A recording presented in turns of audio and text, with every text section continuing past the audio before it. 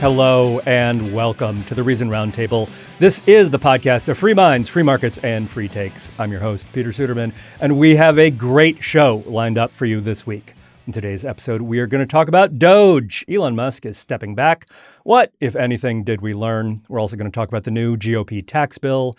Does it increase the deficit? You can probably guess. And we're going to take a big picture view of a question that is on a lot of people's minds these days. What in the world are classical liberals and libertarians supposed to do about all of this? We're also going to take a listener question about manufacturing jobs and check in on the latest on Trump's China tariffs. I think they're off this week, maybe partially off. Plus so much more. Joining me to talk about all of this are my illustrious colleagues, Katherine Mangu-Ward, Nick Gillespie, and Matt Welch. Everybody say hello. Howdy. Hey. Hello. Happy Monday to everyone who enjoyed the Chicago Pope memes. Good job, Internet. That was so wholesome. Hey, Reason Roundtable listeners, Peter Suderman here. Do you know a student looking for a transformative opportunity that supports the foundations of a free society? Reliance College invites students aged 16 to 24 to the 2025 Great Connection Seminar in Chicago from July 26th to August 2nd.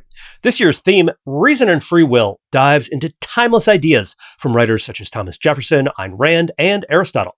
Students can sharpen critical thinking skills in small dynamic groups, developing the intellectual tools needed to thrive in a free society. Outside the classroom, they will explore Chicago's vibrant culture, touring museums, trying improv, comedy, and building lifelong personal connections. Parents, this program equips students to think, reason, and act independently. Go to reliancecollege.org/reason to learn more and apply. Registration is just $800, including room and board for the full week with scholarships available. Don't miss out. Visit reliancecollege.org/reason to learn more and apply. That's reliancecollege.org/reason to learn more and apply. All right. So DOGE, the Department of Government Efficiency. Yep, that's what we're doing. DOGE, the Department of Government Efficiency, is not officially over, but it kind of feels like it's winding down. Elon Musk, the head of DOGE, at least unofficially, maybe officially, we never really knew, is stepping back to spend more time running his companies, and the energy around the project just seems to be fading. So my question for the panel is, what, if anything, did we learn here? Let's start with Katherine. We learned what we already knew. So at the very, very beginning of DOGE, Elon Musk himself retweeted a Reason article from Gene Healy that said, hey, you know what would be cool? If DOGE got congressional authorization to do what it's going to do, because that's the only way it's going to stick. He knew that this was the weakness in the plan. And lo and behold, at the end of this experiment, on his way out the door, he said, it's really difficult to cut government, and it would be cool if there was sufficient will in Congress and elsewhere to support this effort. Nick, lessons from DOGE? One is that Elon Musk is super rich, even though he has wasted his time on DOGE. He lost $122 billion this year, which is That's almost a lot, right? It's almost the amount that he claims DOGE has saved American taxpayers. It probably 122 will be more. The lower estimates of the savings are like around $65 billion. But to echo what Katherine said, is that cutting government spending is hard. The thing that I learned that I think is good is that it's not directionally correct, but it's conceptually correct. And what DOGE has done is I think it's heightened people's awareness to the amount of money that the government spends without having any real accountability for it. So that's the thing to build on as Musk says farewell to his late night White House ice cream runs that he has talked about. That ice cream did sound like it tasted really good. That's an incredible slumber party. Just for reader context here, there's a great listener context, a great Jacob Sullum column last week at Reason.com looking at some of the claimed savings and claims about DOGE. You know, it started with saying we're going to do $2 trillion in cuts and then $1 trillion in cuts. And some of the folks affiliated with DOGE are still saying, well, $1 trillion might still be possible, but they're not really pointing to a way that they get there. They are saying we have $150 billion by the end of fiscal year 2026, so that's next year. But here's a line from Jacob Sullum's column. There's a lot of dispute about whether or not those cuts are real, and there have been a bunch of errors that people have found in the receipts that DOGE has posted.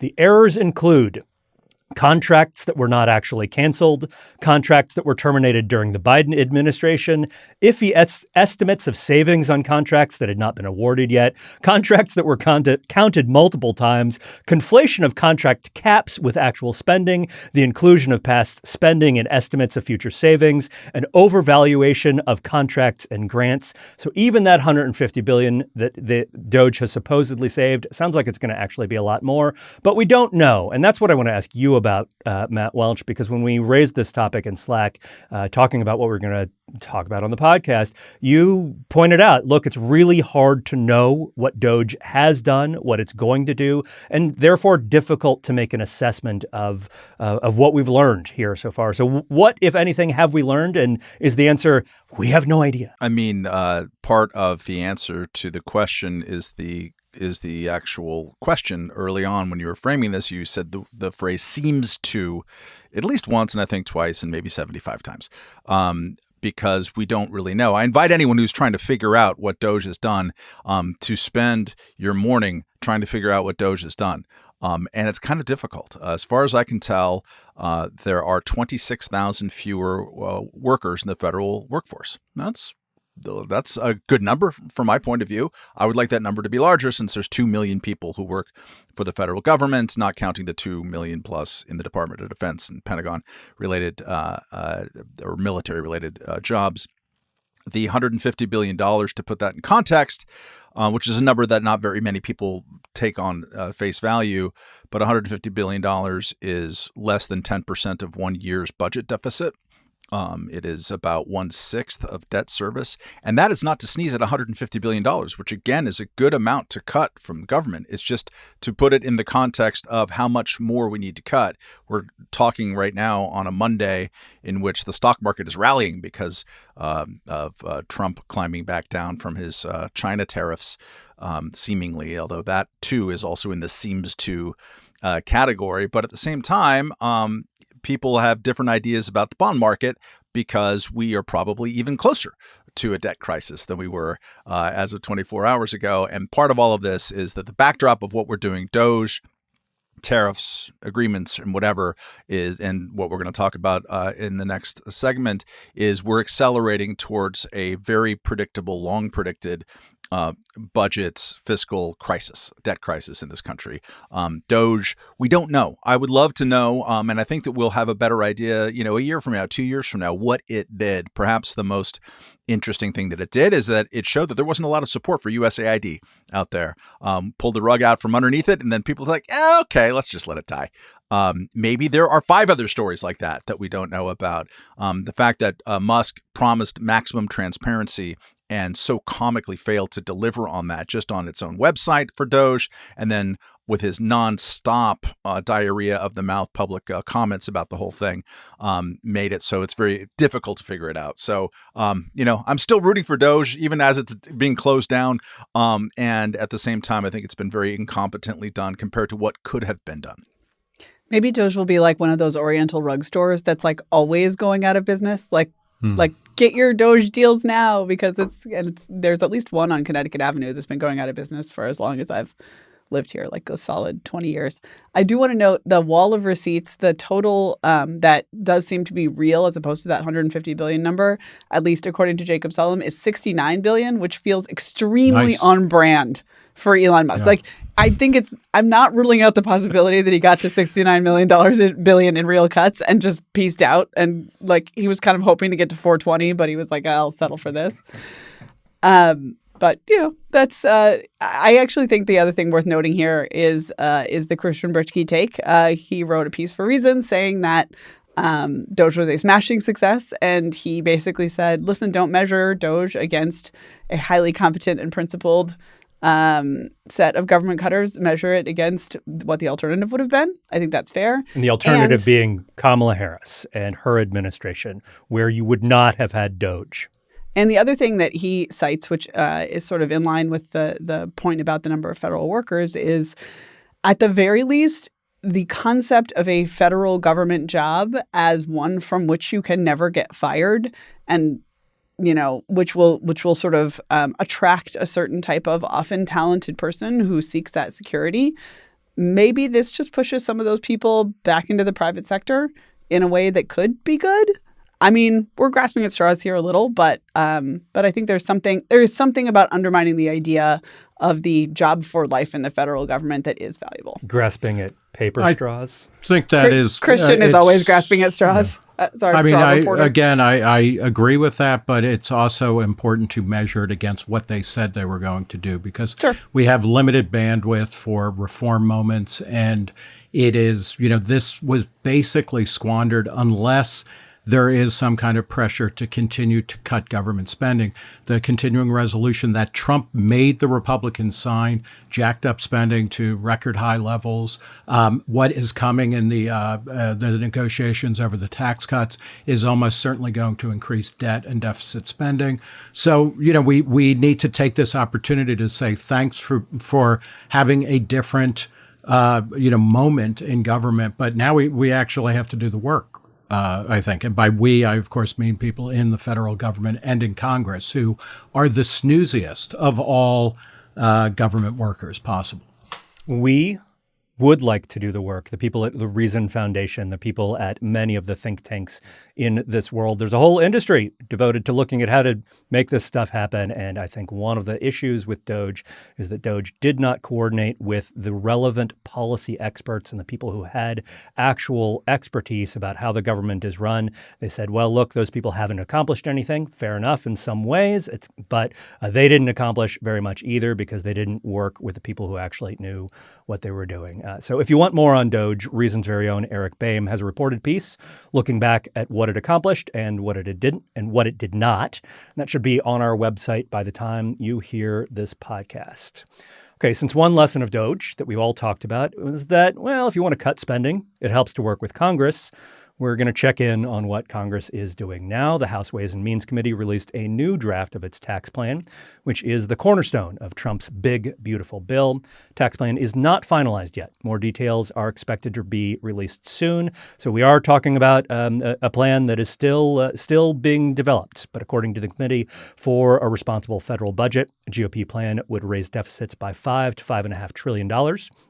And it would result in a significantly higher debt-to-GDP ratio a decade from now than the current policy trajectory. So, Nick, I want to start with you. How do you react to this in the context of DOGE and the promises to cut trillions in spending, Trump's promises to balance the budget? Doesn't seem like that's happening. I would like to vomit, but I can't do that on command. So quite a few of us have been sick. So if you need vomiting. Yeah, well, maybe we can slice that in later. The thing that bothers me the most about all of this is we need to start paying for government spending. And one of the reasons for that is because of debt and deficit and the negative effects that has on long-term growth and interest rates and a whole variety of things. But the other is that if we are actually paying for the government we get, I am extremely confident that we will demand less government. And what Trump is going to do here, or the Republicans actually, and this is Congress, will do this, they are going to try and claim the mantle of cutting spending and being smaller government and limited government, and they are just giving more money to more people that they want to vote for them. And the one particular thing in the renewal of the tax cuts is the idea that they're going to get rid of, and it, depending on the plan, they might get rid of any limitation on state and local tax deductions, which was one of the very best things about the original tax cuts, which is that it limited what people in high tax states and localities such as New York City, in New York State, where Matt and I live, what you could deduct off of your federal taxes. And the idea behind that is sound, is that there should be tax competition among the states, and you shouldn't be getting, New York State shouldn't be able to pass on its high tax cuts where the people who are, or high tax rates, that people who are actually paying those get a break on their federal taxes. So I'm very disappointed and vomitous. This is the SALT deduction that you may hear talked about if you are reading coverage of what's going on in Congress. And I think for libertarians and sort of for people, the quick heuristic for thinking about why SALT is bad is that it is effectively a subsidy on big government at the state level. And so when you see big blue states that have very large budgets and that are overspending, one reason that they can do that is because of the SALT deduction deduction. And so when you're making the SALT deduction more generous towards those states, then you are essentially subsidizing California and New York through the tax code.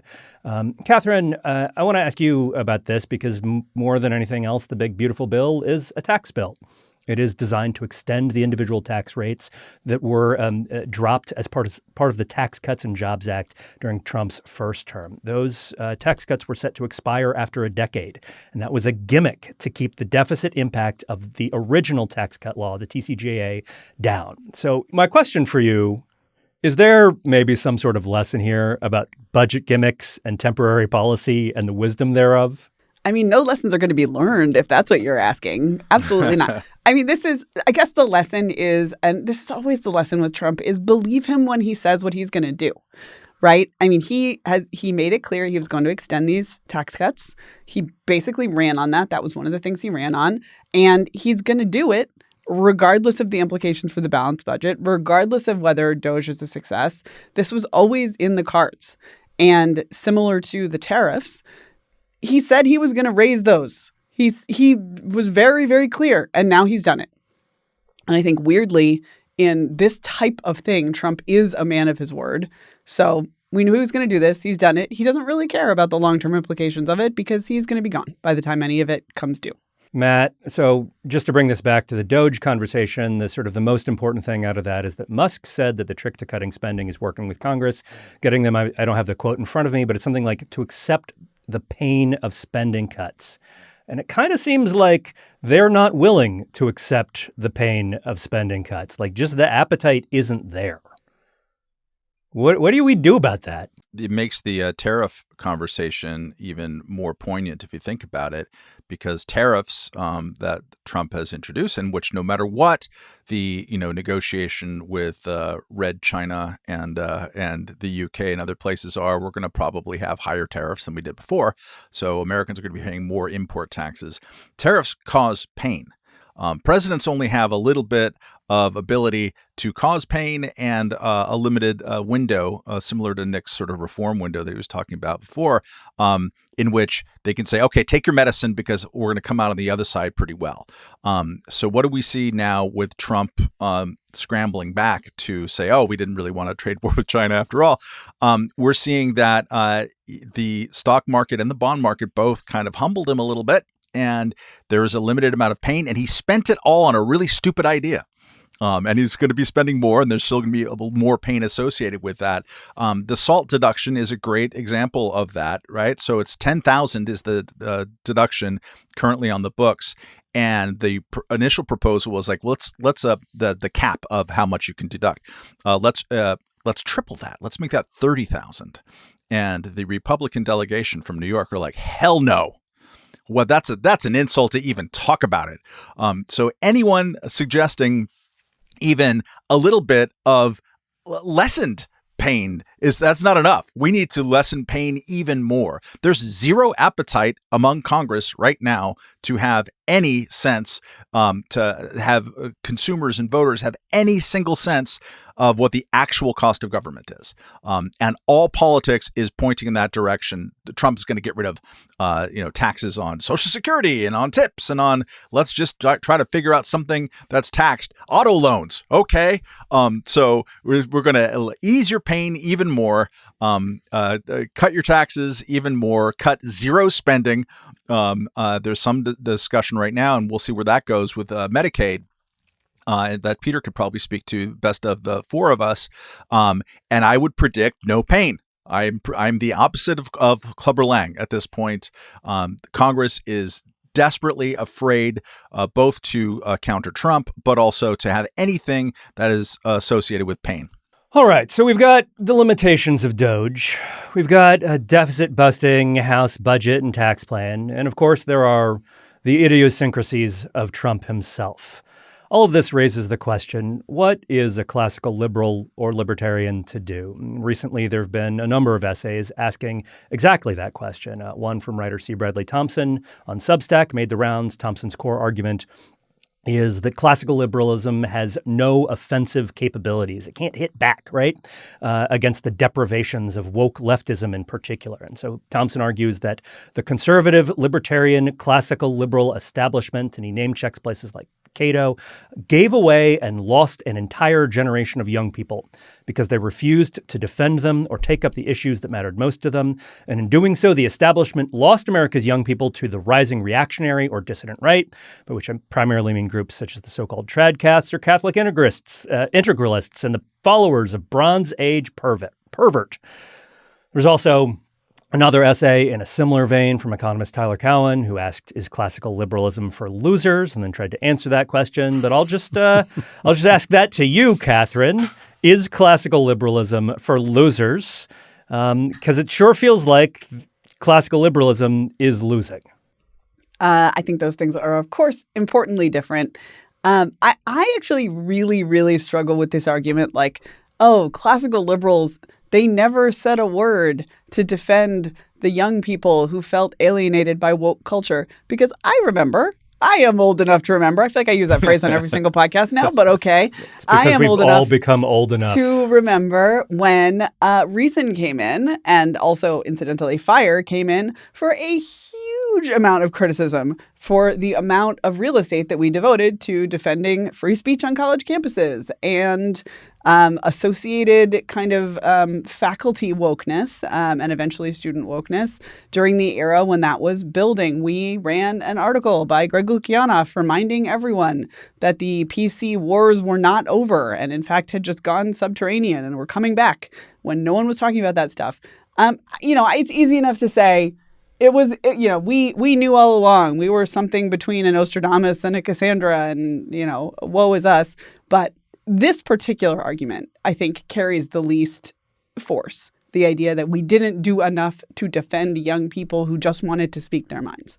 Now, I do think there is the ongoing problem of, as libertarians, as classical liberals, we believe in letting people make stupid decisions if they are making them in a private capacity. And sometimes finding the lines between private and public capacity have been difficult in the last several years. I'm thinking here of what we found in the Twitter files and the Facebook files, when things that looked like private actors making dumb choices turned out to be private actors making dumb choices semi-voluntarily under serious pressure from the state. And that's a different thing from the libertarian worldview. And perhaps if there is one mistake that we made, it was not actually more rigorously applying the question, how is government pressure distorting behavior? Because that is so often the answer. And unfortunately for the new right, that is also their proposal. How can we use government pressure to distort behavior to get the behavior that we want? And that is something that's worth opposing still. We ran 100 articles on job owning. At reason.com. Like, we were not quiet in the face of government pressure, censorship in the Biden administration. And I would not want people to get the impression to the contrary. Yeah. So I do actually want to ask you, though, about the Thompson essay is quite hard on the free market, classical liberal think tanks for their choice of emphases. It doesn't name Reason, but sort of talks about putting out white papers, right? Is this refrain in that piece? And it's always white papers. Because we all remember the time that issues. C. Bradley Thompson strapped dynamite to himself and blew up the Twitter headquarters, right? Right, He's but such a bold figure in the media intelligentsia. Well, right? Look, we just spent 20 minutes doing a review of DOGE and going through their spending math and then talking about the Ways and Means tax bill, right, and the markup that's happening this week. It's kind of nerdy, wonky stuff. Do you think there's anything to this, in terms of that you should have been focused a little bit more on some of these kind of culture war or sort of young people's issues that are not quite so wonky and not How quite old so is C. Bradley Thompson? And I don't mean to be a dick about it, but why are we talking about somebody that I bet most of us did not know or read regularly? Well, Tyler Cowen also picked up this question, and I think it's one that made the rounds, in our world, and it is one. It was a more fleshed out version of an argument that I've heard many, many times, which is that if you are sticking to the classical liberal and libertarian ethos, you are giving up inherently, because your idea of neutrality, your idea of we're just going to focus on these policy issues kind of narrowly as policy issues rather than take up the fight, that is why we are going to lose. We're going to lose in terms of the policy, and then we're also going to lose in terms of the culture and the youth. And so that is the argument that is being made and that I hear constantly. It's obviously not one that I agree with, but I wanted to see how you guys respond. I mean, part of it is the divide between that we've seen now for 5-6 years. I forget when it first started, between David French, who's now, I think, at the Dispatch and writes for the New York Times. He is actually at the New York Times and occasionally does stuff for the Dispatch.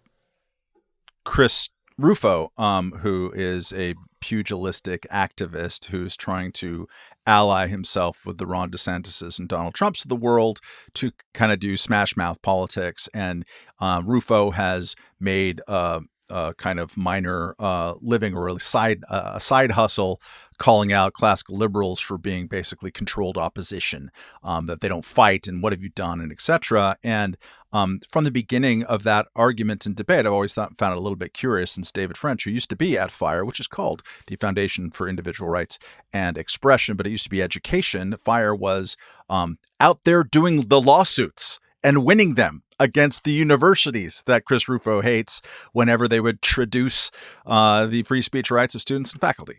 So there are just so many different ways to fight. Part of the C. Bradley Thompson and et al. Arguments reflect an impatience with having a direct influence on power as exercised by one of the two major political parties.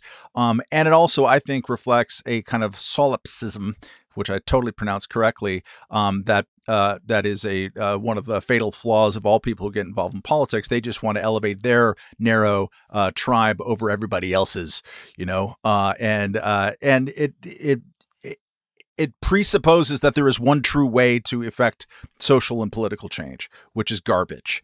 There are so many different ways. If you look at the libertarian victories over the years, or classical liberal victories over the years, they came in many flavors. Some of them had to do with having legislative majorities at the national government level, yes, and many of them did not. And they're all kind of different ways to get at the same problem. Do we have is the Second Amendment recognized as an individual right because of politicians?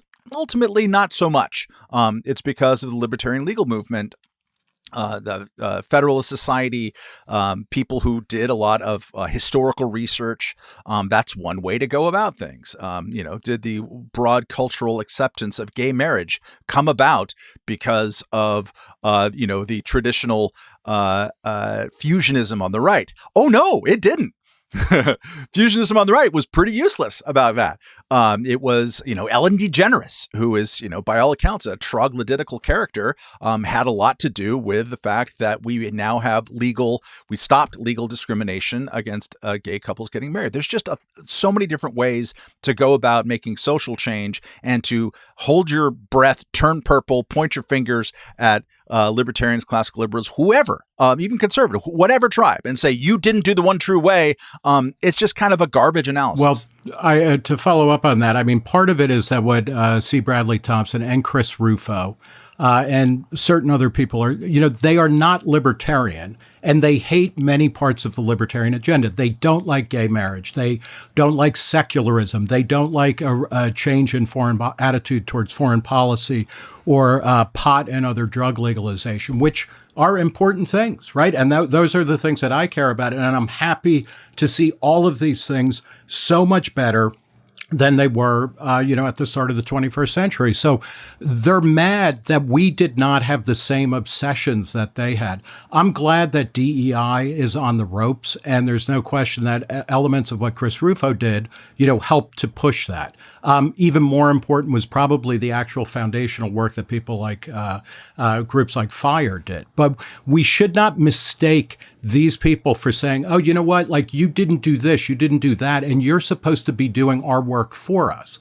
There's a fundamental difference I don't want to live in the world that Chris Rufo lives in, because it is one where gays and trans people and all sorts of individuals are going to be sneered at, are going to be put down for being who they are. I believe in individualism. And I think I've certainly tried to do as good a job as possible as explaining why the institutions and the mindsets and the attitudes that promote individualism will do well. And some of those are doing well. There's a lot of stuff to go, to fight, including things like government spending and government control over everything. And if you're going to cast an attempt to reduce the size, scope, and spending of government as giving up, then I don't know why I'm talking to you. Because you're not classical liberal and you're not libertarian. And I don't know. I get into a lot of arguments. I think we all do. So. Yeah. So I will tell a story that I may have told on this podcast before, but one of the first house parties I went to when the pandemic was sort of coming up and lifting, this was probably early, mid 2021, sometime around then, was with a bunch of young folks, a couple of whom are sort of new right types, writer, thinker folks, under 30. And I remember getting into a conversation with one of them where this person was just like, "You libertarians, I don't understand you. It seems like you don't want to wield power." And yes, that is the whole thing. Our whole project is we don't want to wield it, and we just want to stop other people from wielding it too. And I think that is one of the big distinctions here, and one of the big differences is that we don't want to wield power. We also want to stop other people from wielding power over us and over you. That is the whole message. That is the whole idea. And it's not satisfying to some people. The other thing that I would note on the white paper question that I asked Matt is, think about DOGE. Think about DOGE. The big problem with DOGE was that DOGE did not have the relevant policy expertise and the kind of knowledge about how government actually operates and what its inner workings are like. And those white papers might be boring. They might be not that much fun to talk about on some podcasts, although they're fun when we talk about them. We make it fun, right? But they might be a little bit boring sometimes, but sometimes the boring stuff, putting in the work and having done it and being ready, is important. Why should we apologize for being intelligent and serious about policy matters? Like I said, it's not boring when we do it. White papers are not boring. Maybe it's not the same thing as flinging soup on a painting or something like that, but it's the kind of serious work that actually leads to change.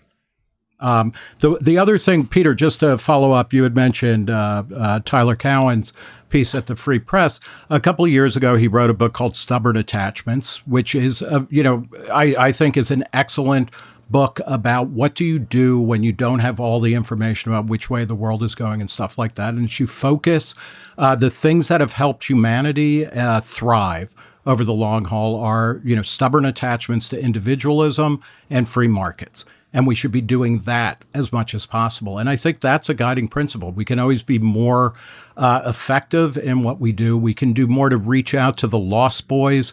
When, Thompson is talking about stuff, and by the way, he never alters an alternative to Bronze Age pervert, other than like, oh, well, we should have been along with those guys maybe and influence them a little bit. But it's like, we can do more outreach to people to show, among other things, millennials and Gen Z seriously believe that they are inheriting a world that is all ashes, that they will never own a house, that they will never have a child, that they will never eat a strawberry, in summertime, etc. And most of that is just fundamentally wrong.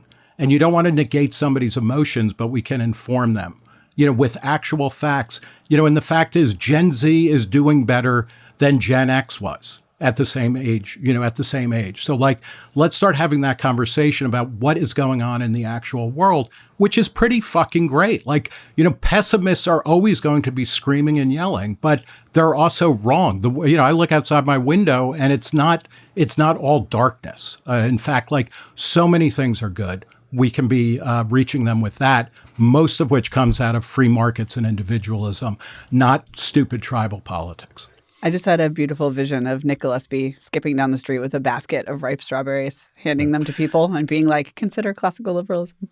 Too many carbs. Fake strawberries, yes. Real strawberries, not so much. Raspberries in your cocktails. I'm telling you, it's good. All right. I'll tell you what these classical liberals, libertarians, and anarchists are going to do is we're going to take a break, and then we're going to come right back and answer a question from one of you. The show is sponsored by BetterHelp. Mental health awareness is growing, but there's still progress to be made. 26% of Americans who participated in a recent survey say they have avoided seeking mental health support due to fear of judgment. When people hesitate to get help, it doesn't just affect them. It impacts families, workplaces, and entire communities. This Mental Health Awareness Month lets encourage everyone to take care of their own well-being and break that stigma. The world will be a better place if they do. Therapy is helpful for learning positive coping skills and how to set boundaries. It empowers you to be the best version of yourself. It isn't just for those who have experienced major trauma. BetterHelp has over 10 years of experience matching people with the right therapist from their diverse network of more than 30,000 licensed therapists with a wide range of specialties. BetterHelp is fully online. It makes therapy affordable and convenient, and it serves over 5 million people worldwide already. You can easily switch therapists anytime at no extra cost. We're all better with help. Visit betterhelp.com/roundtable to get 10% off your first month. That's HELP.com/roundtable to get 10% off.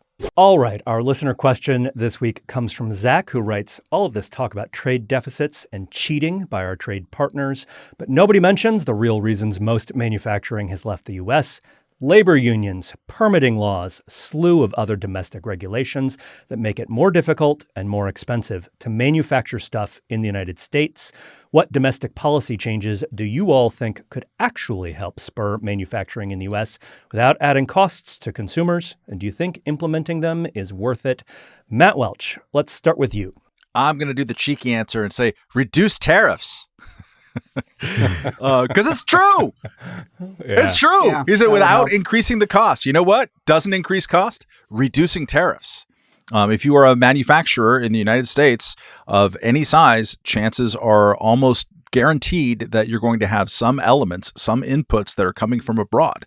If those elements that are coming from abroad, bits that don't get produced in the United States, for example, then when they are cheaper than they are before, it makes it easier to do your manufacturing. There's a bunch of other things besides mostly local and state regulations, land use, and right to work, I think is an important thing on a state level. But lower tariffs. We have this weird idea that getting stuff more cheaply from abroad is bad for us to make stuff. We don't necessarily make the same stuff as we did before, but we're really good about innovating what we make and making better stuff in a more productive way than other countries. And lowering tariffs helps that, doesn't hurt that. Katherine? Okay, so we could lower the state and federal minimum wage. We could let a bunch of immigrants come in here and work for those lower wages. We could also let teenagers work for those lower wages. Wow. And Child labor. Yeah. I mean, my 14-year-old needs a job is all I'm saying. In a Her factory. in whatever job she wants, but I'm just saying factory should be an option. And finally, and perhaps a little more controversially, smash the National Labor Relations Board, which continues to impose just absolutely insane bureaucratic kind of procedural nightmares on people who just want to build a factory and hire workers that will do the work in that factory. Nick Gillespie? The short answer is nothing is going to bring back manufacturing jobs as an accelerating or growth industry in the American employment sector. It's been declining as a percentage of workers, for 70 years. That's not going to change for a variety of reasons. And we shouldn't worry about it any more than we worry about the loss of agriculture as like a major employment sector. It's a sign that we're rich.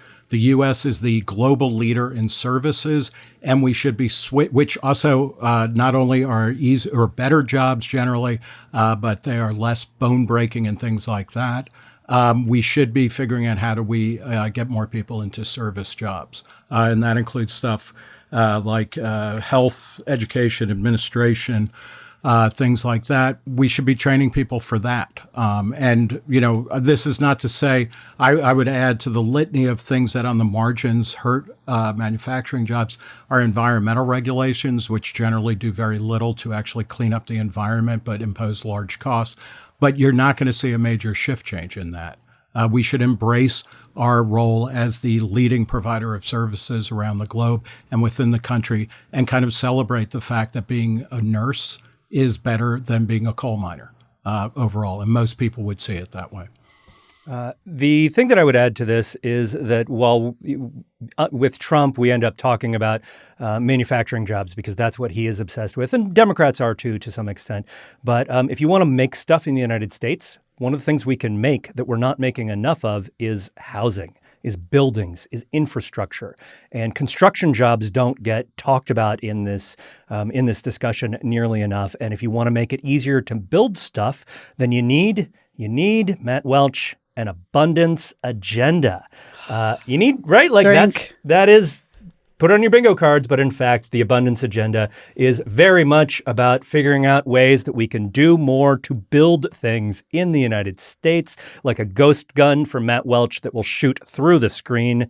If you're not watching this on YouTube, you are really missing some great theater here. No, but and then if you take that seriously, the thing that this is, I think, one of the big flaws in the sort of abundance agenda worldview is those guys don't talk about unions very much. And they don't talk about prevailing wages and all of the union regulations. And it's pretty amazing that when you hear the sort of abundance agenda aligned Democratic politicians or even a bunch of the the sort of the thinkers on the left who talk about this stuff, and they're like, we just need to build more. And they just dance around the question of like, what are the unions in Massachusetts, in California, in New York, in these big blue states with huge unions and union influence over projects? What are the unions going to say? And they just won't pick that fight because unions are too integral to the Democratic coalition. But if you want to pursue that agenda, you want to build stuff, you want to have those jobs making things like houses and apartment buildings in the United States, you're going to have to deal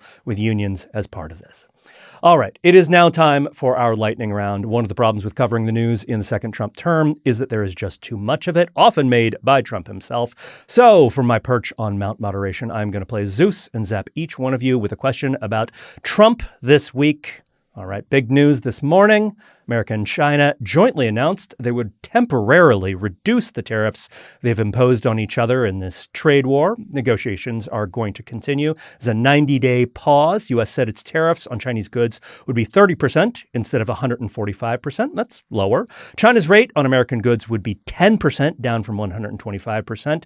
Stock markets are happy. What about you, Nick Gillespie? Are you happy about this? I'm not happy, but it has nothing to do with international trade, which makes up about 14% of GDP. So, how much of your emotional, like your psyche, is made up? Has to do with international trade? Probably up 4 or 5%, I'd say. No, this is a step in the right direction, and what we're seeing is Trump retreating from his bold statements. We will end up probably with the U.S. paying more for stuff coming into the country from China and everywhere else, and other countries will be charging us more to let our goods go in, and Trump will call it a victory. But he's like, I don't know. I was trying to think of the right movie character of, who just creates a huge amount of drama. Maybe we're back to Demi Moore in St. Elmo's Fire. He creates a huge amount of drama, leaves everything a little bit worse off, and then declares victory. This is, we could have already been to doing something like actually looking at how to cut government spending. And instead, we're not going to be doing that, and we're going to be saddled in the long run with slightly higher prices coming and going. The quotes from Treasury Secretary Scott Bessent at the news conference where this was announced were pretty amazing. We concluded that we have a shared interest. Oh. Really? Yeah. You just found that out now? Cool. The consensus from both delegations is that neither side wanted a decoupling. Really? Oh. We're just now? Okay. Well, I'm glad we learned that after 100 days of disaster. Well, and there's 90 more days of uncertainty. So again, the markets are reading this as a recognition that Trump understands he has to change his policy. But, 90 days, a lot can happen. All right, let's go on to our next lightning bolt. Matt Welch, there was a report this weekend that Qatar, your favorite country, is gifting President Trump with a $400 million luxury plane that would serve as Air Force One and then be donated to the Trump Library afterwards. Qatar now says the gift is not a done deal. Doesn't say it's not going to happen, but it's not a done deal yet. But Trump himself has defended it, saying, well, why wouldn't you? It's a free luxury plane. Where are you on like the emoluments clause, which I will never pronounce correctly, into a microphone? Emoluments? Where are you on that? Emoluments. Where are you on that clause. I these feel days. like you gave the president short shrift in his depiction of this, so I'll rectify the situation by reading his Truth Social. So the fact that the Defense Department is getting a gift free of charge of a 747 aircraft to replace the 40-year-old Air Force One temporarily in a very public and transparent transaction so bothers the crooked Democrats that they insist we pay top dollar for the plane. Anybody can do that. The Dems are world-class losers, MAGA. So never forget. Was that on Mother's Day, I hope? I think it was. Every day is Mother's Day for Donald Trump. This would be exponentially the largest gift ever received by a U.S. president or probably a sitting U.S. politician. It has been prejudged as like totally fine by Pam Bondi, the Attorney General, who also used to be a registered agent for Qatar, making six-figure salary there. This administration is just out front, leading with its chin on legalized corruption. And congratulations, America. Qatar has a lot of business with the United States right now, not least of which they have the biggest influence on Hamas. A lot of the Hamas people are there that we just had, thankfully, the freeing of the last American hostage there, part of lots of negotiations involving Iran and Middle East peace.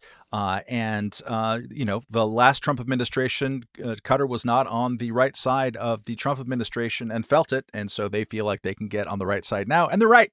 Just give them a lot of money.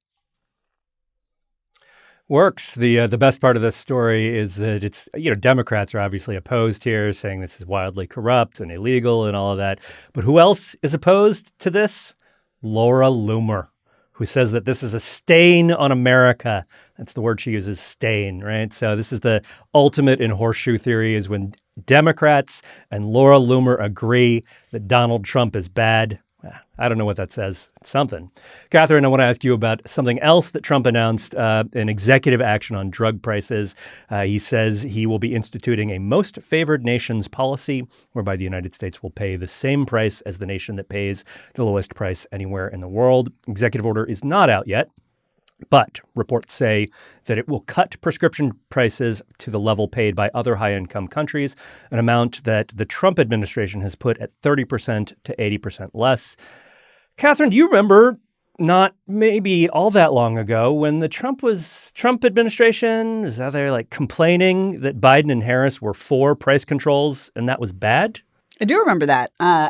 So this is just a delightful moment to contemplate how very terrible our choices always were in this election. Trump has tried this before. So he actually, during his first term, unsuccessfully tried to do a version of this idea for Medicare only and like a limited set of drugs. It was like 50 drugs or something like that.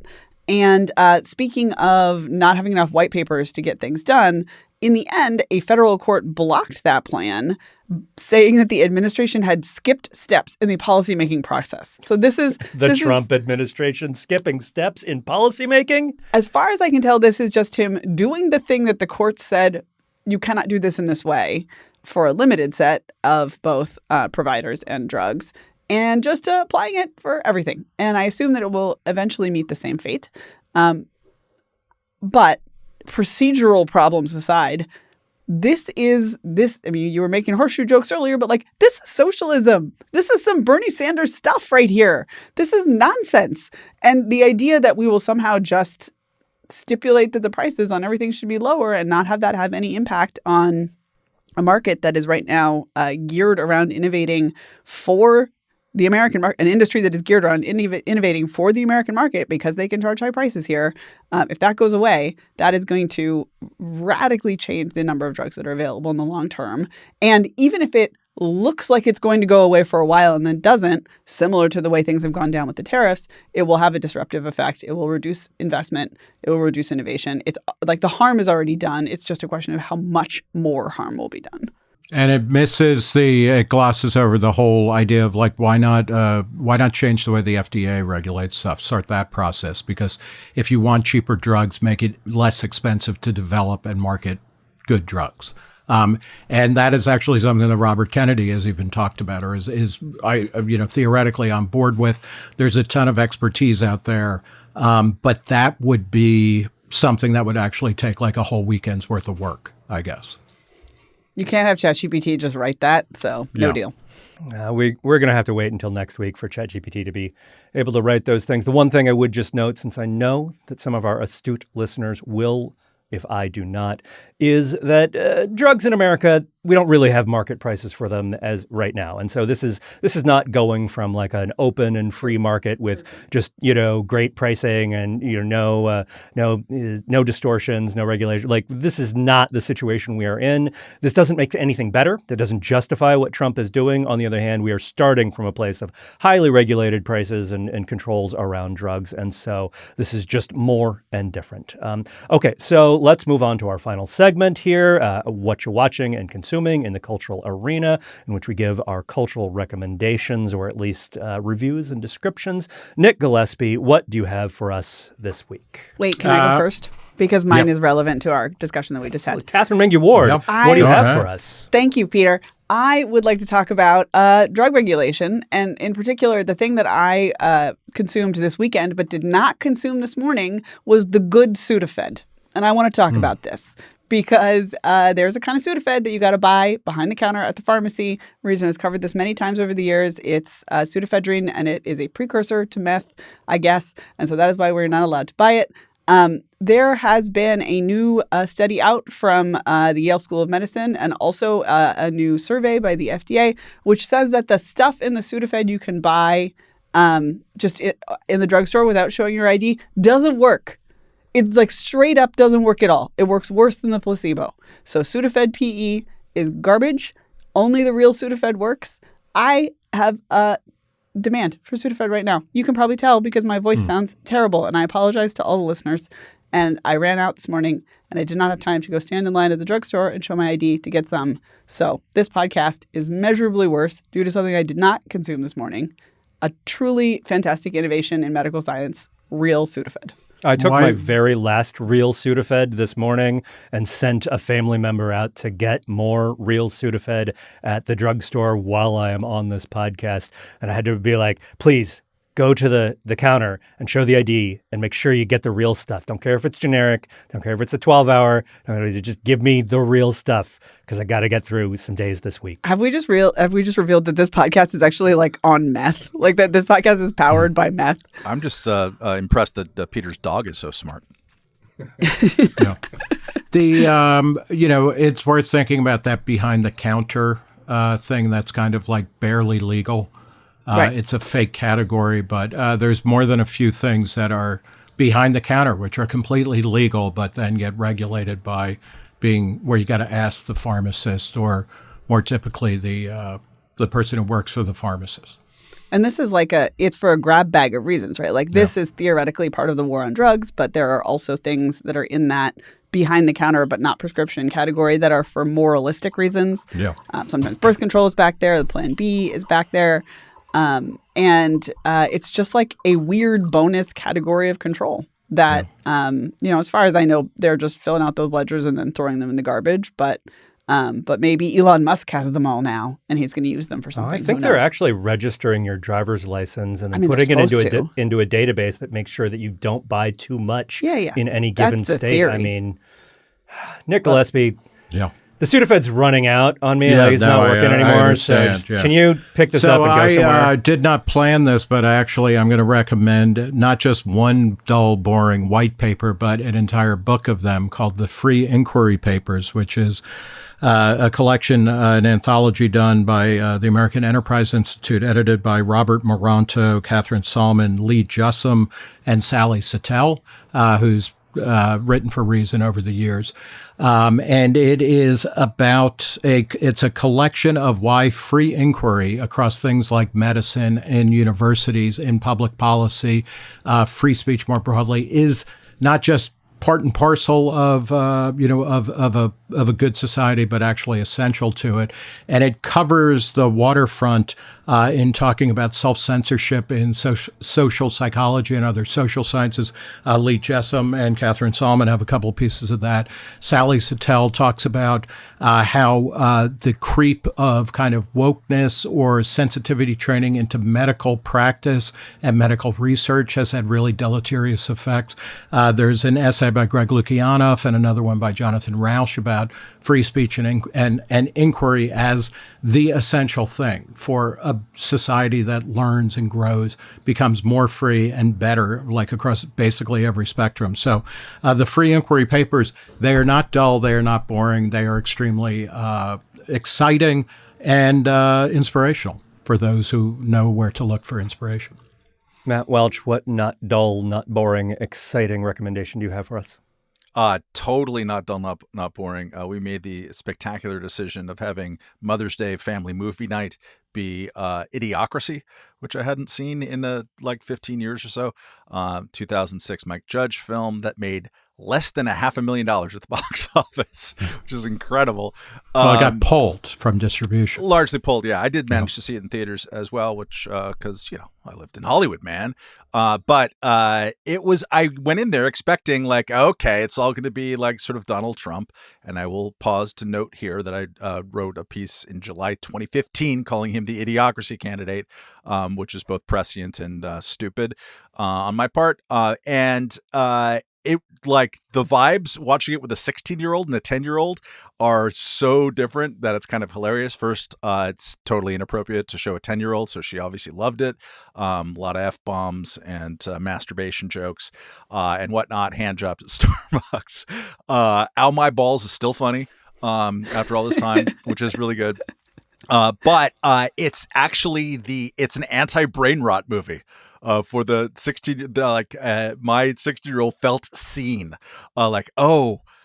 maybe I should read a book. Actually wasn't her reaction. It was her parents' reaction, pointing at her accusatorily, and stop looking at, ballerina cappuccino on TikTok, and do something with her life. They have books on your phone now. It's amazing. Yep. Anyways, very funny and interesting in that sense of attention span, kind of stupid yucks dominating the culture. So it's fun. It's fun to revisit Idiocracy. Check it out. It still wins. I had forgotten that Ethan Coen also was the co-creator of at least the concept with Mike Judge there, but great fun. I watched the latest installment in the Marvel Cinematic Universe, Thunderbolts, which has since been renamed The New Avengers. They were so confident in their movie that they renamed it 3 or 4 days after it was released. Not clear exactly how real that renaming is, but it's a total marketing stunt and tells you sort of where the Marvel universe is at. In fact, this whole movie is a referendum on the state of the Marvel universe. The opening words are something like, within the first sentence or two, you have our main character who is the new Black Widow, who's just like, I'm bored. And she's going on all these missions, like killing people, and you just day in, day out. It's sort of work. It's sort of a job. It's gotten old to her. And anyway, she ends up through a process that doesn't matter. She ends up in a team up with a bunch of other kind of loser C-tier heroes who have been stuck together. There's a government figure who's trying to kill them and get rid of them because they're no longer needed. And they join together to become this sort of team of losers. And what they end up having to fight is literally a depressive episode. The bad guy in this film is a guy who's got a lot of superpowers, but he's also real sad. And when he gets real sad, he turns sort of dark and shadowy and makes other people turn into shadows, and he gets deep into his head. And the finale of this film, the third act, is actually very, very reminiscent of the third act of Being John Malkovich, where there's this journey through John Malkovich's psyche, except in this case, it is the journey through the psyche of a maybe hero, maybe villain who is having his depressive episode. And this is the Marvel Universe's attempt to fight off its own depression about itself and its state in the world. And it's kind of fascinating as a sort of pop culture artifact and totem, like a reflection on what was for a full decade or so the most successful, certainly thing out of Hollywood, one of the most successful sort of pop culture franchises in the 2010s, and it has fallen somewhat. This is a much better movie than we have seen, I think, for the most part since the pandemic. Guardians of the Galaxy 3 was pretty good, but this is the best compliment I can pay this film, is that it actually kind of often sort of feels like a real movie, rather than just an advertisement for the next 7 or 8 movies, which may or may not happen. And that's where the Marvel Universe has been at. And so this I can recommend. If you like things that feel almost like real movies, go see Thunderbolts. That's the ticket. I feel like I need Brawndo right now, like a big jug of Brawndo. It's what plants crave. Yeah, it's got electrolytes. What I crave is an end to this podcast. That's our show, folks. Before we go, do want to flag one upcoming event. You may recall Reason now has a debate series. It's called Reason Versus, and it pits Reason versus other publications on big issues that divide us. This June, we will be taking on City Journal, publication of the Manhattan Institute. We will be debating the proposition, legalize all drugs. Reason will be for it. The City Journal will be opposed. I'll be moderating. This will be on the evening of Tuesday, June 25th at the Howard Theater here in Washington, D.C. That's Tuesday, June 25th in Washington, D.C. And you can buy tickets now at reason.com/events. That is reason.com/events. Reason Versus is coming up. It's going to be a great time. Nick, do you have anything you want to add to our events calendar? Yeah, I've got 2 things. A week from today in New York City at the Village Underground of the Comedy Cellar, I'm going to be interviewing Scott Barry Kaufman, the psychologist who has a new book out called Rise Above, which is not an autobiography of Minor Threat, unfortunately, but it will. It's about how to stop seeing yourself as a victim. For many of the people that we were talking about who seem angry at everything, it's a good book for that. And then on June 3rd, I'm going to be doing a Reason Speakeasy with Susan Cahalan, who is the author of the excellent new biography of Rosemary Woodruff Leary called The Acid Queen. And it's a real adventure through the counterculture and what came after, but rarely gets written about. And go to reason.com/events for details on that. Okie dokie. Strongly recommend all of these events. They're great, folks. Good times, always. As always, if you like this podcast, you can support us by going to reason.com/donate. That's reason.com/donate. Thank you all so much for listening to our deathbed, Sudafed-powered sick pod. The Reason Roundtable will return, hopefully, in better health.